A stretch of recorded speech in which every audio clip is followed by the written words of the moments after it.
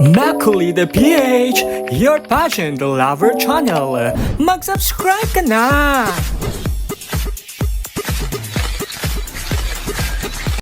Hello Universe! Welcome to my YouTube channel.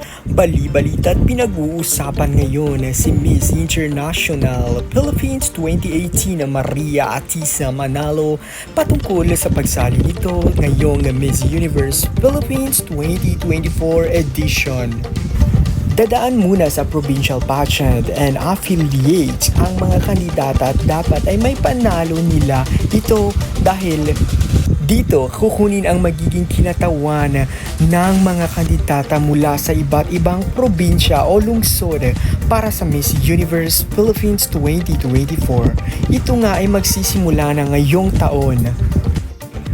Bali-balita naman automatikong appointed na nga si Maria Atisa Manalo bilang pambato ng Miss Universe Philippines Quezon Province, kung saan ang Quezon Province ang i-represent ni Maria Atisa Manalo at may mapa cortical na nga ito mula sa mga iba't ibang alkalde mula sa bayan at mga lungsod ng Quezon Province.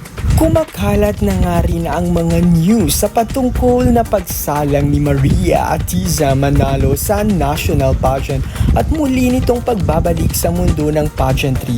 Ayon sa mga iba pang komento ay di pa malinaw kung anong national pageant ang sasalihan ni Maria Atisa Manalo, pero makikita natin ang kanyang pagbabalik at ang kanyang pangmalakasang pagbabalik sa mundo ng pageantry.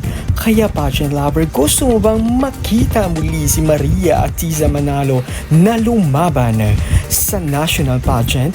At ito nga ay ang Miss Universe Philippines.